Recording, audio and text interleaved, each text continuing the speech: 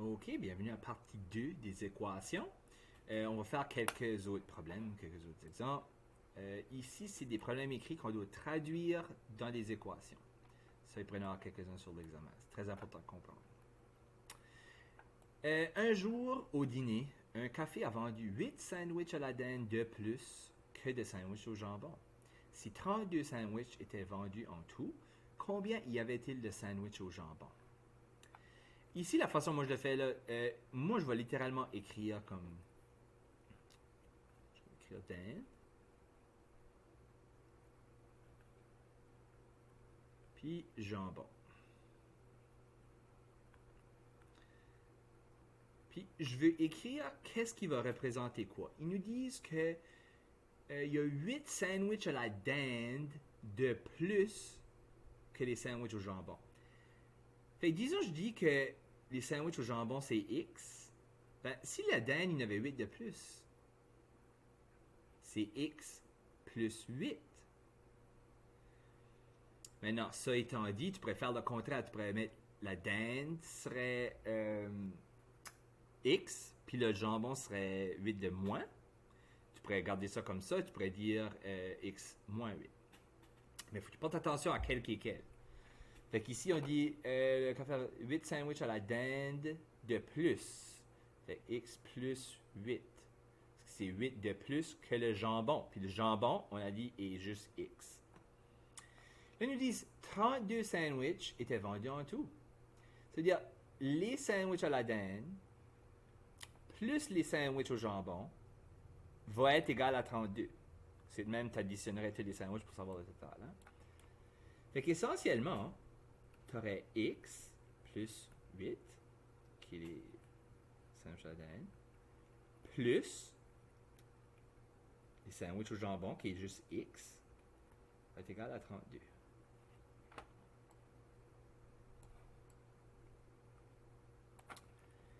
Ici, je peux enlever mes parenthèses, il n'y a pas vraiment rien à faire. Ça fait que je vais écrire x plus 8 plus x. Parce que x d'une parenthèse, tout ça, ça fait rien. J'aurais pas eu besoin d'écrire ça, vraiment. Fait que là, ici, j'ai un x là, j'ai un x là. Je les additionne ensemble. X plus x, ça donne 2x. Maintenant, le plus 8 ici, là, je ne le veux pas aller x, lui. Fait que ça, je vais faire, je vais l'envoyer l'autre bord. Devenir moins 8.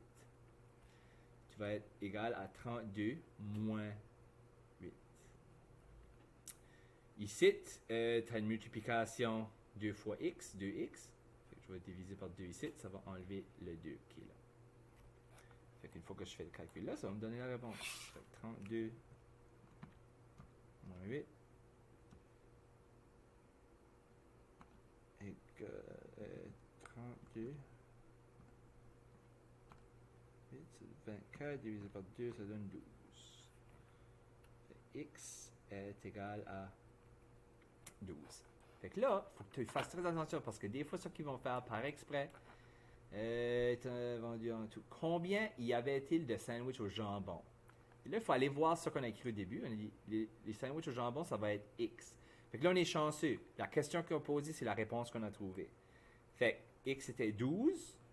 Fait qu'il y a 12 sandwichs au jambon. Fait que les sandwichs au jambon, il y en avait 12. Maintenant, qu'est-ce qu'on aurait fait s'ils auraient demandé combien de sandwichs à la dinde? Ben, à la dinde, on a dit que c'était X plus 8. Donc, on aurait pris 12, puis on aurait ajouté 8. Right? 12, c'était notre X. X plus 8. 12 plus 8. Ça aurait donné 20. Fait qu'il y aurait eu 20 sandwichs à la dinde. 20 plus 12, ça fait 32. Ça fonctionne.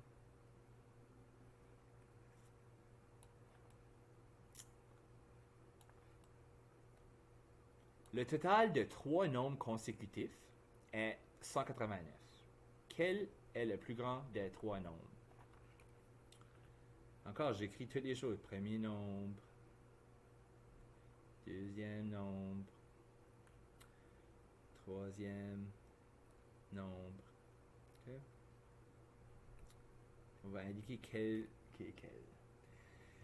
Ici, on nous dit que c'est des nombres consécutifs. Le truc ici, c'est consécutif, c'est comme 1, 2, 3 ou 4, 5, 6. Ça, c'est consécutif. Ils se suivent. Fait que disons que je dis le premier nombre va être x. X peut être n'importe quel nombre. Si x est 10, qu'est-ce qui est le prochain nombre consécutif? Ce serait 11.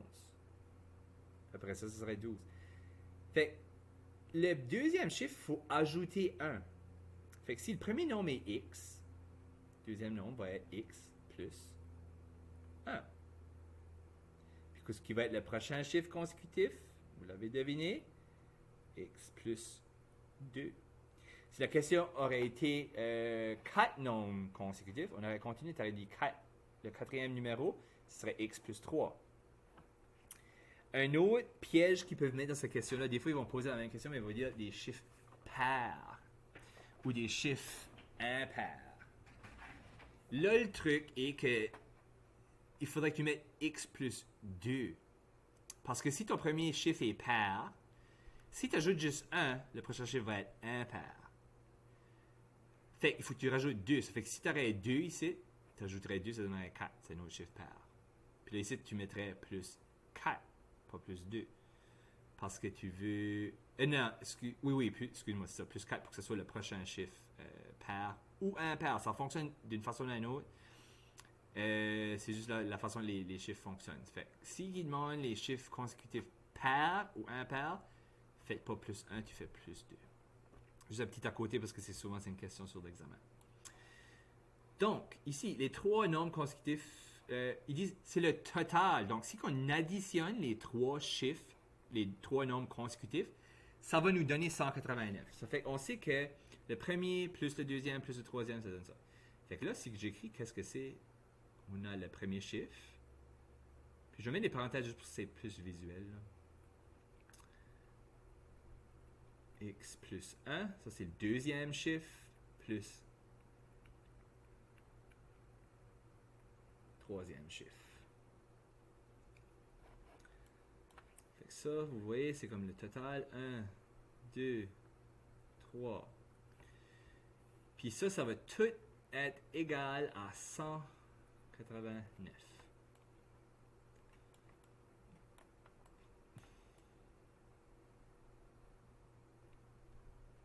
Fait que là, il nous reste à trouver la valeur de x. Ici, je peux tout ajouter les x.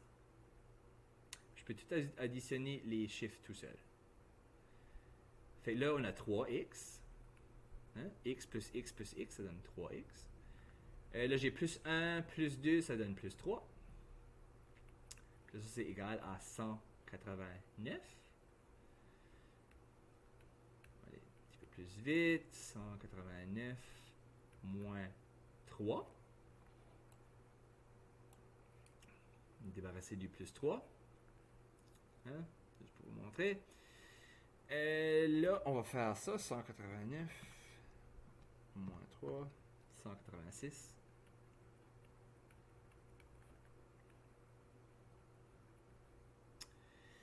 Ça fait que c'est parfait. Ça, là, on va diviser par 3 pour éliminer le 3 qui est là. Puis ça donne 62.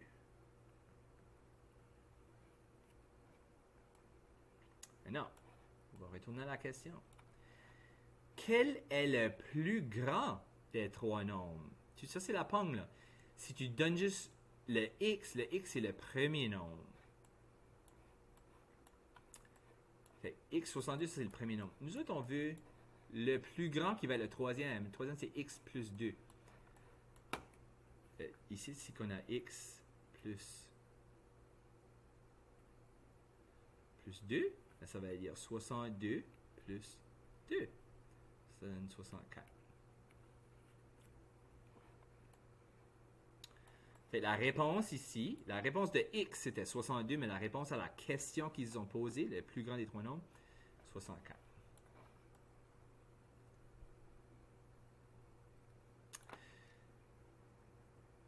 OK. Ici, c'est une autre place que je vais vous montrer quelque chose qui n'est pas exactement comme qu'ils font dans le livre, mais je vais vous montrer la façon que moi je fais. C'est similaire à ma conversion d'unité parce qu'essentiellement, c'est ça qu'on fait ici.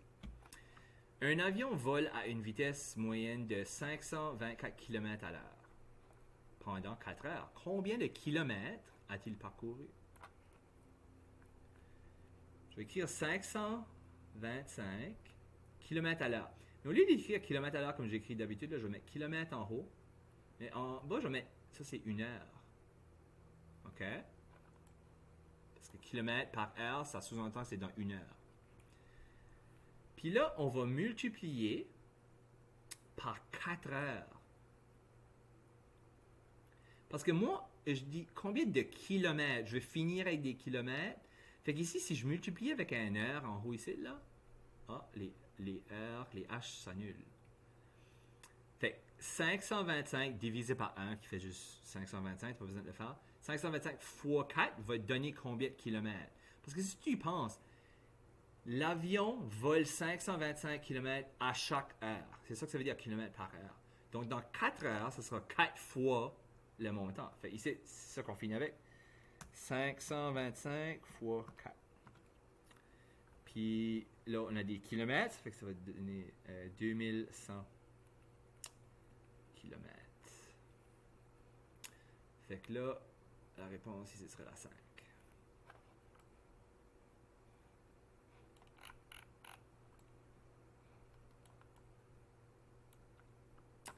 Le coût total d'une cargaison de chaises est de 2250. Si chaque chaise coûte 75$, combien de chaises sont dans la cargaison?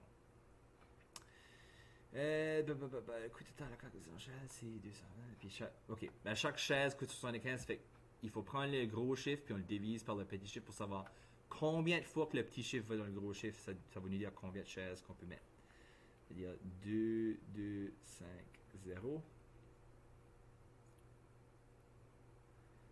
Divisé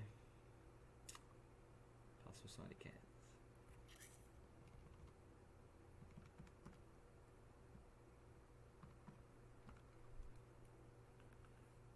Fait qu'il y a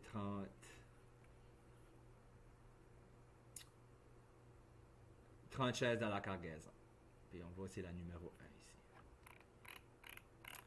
Fait là, ça complète les exemples pour les équations algébriques. J'espère que j'ai pas été trop vite. J'ai essayé de vraiment expliquer chaque petit détail, pourquoi que je fais chaque chose. Mais comme la plupart des choses en maths, ça tombe juste à la pratique. Ça fait que si vous pratiquez beaucoup d'exercices à résoudre des équations, vous allez pas avoir de problème. Vous avez vu comme des fois, je les fais assez vite, comme je réalise même pas que je le fais. Fait que moi, résoudre une équation comme ça, c'est comme me dire 2 plus 2, c'est 4. OK. Moi, l'équation, je transfère des choses d'abord à l'autre. X tout seul, ça me donne la réponse. Fait que si vous vous souvenez que vous faites le contraire, quand vous allez l'autre bord, l'équivalence, vous faites Pedmos à l'envers, parce qu'on est tout en train de faire le contraire, on va comme de reculons. Puis vous mettez le X tout seul, vous allez trouver la réponse. Ça va être bon. Puis vous pouvez toujours vérifier votre réponse à la fin. Le X que vous avez trouvé, substituez-le dans l'équation du début. Puis si ça fonctionne, vous avez la bonne réponse. J'espère que vous avez appris quelque chose, puis on se verra dans la prochaine leçon.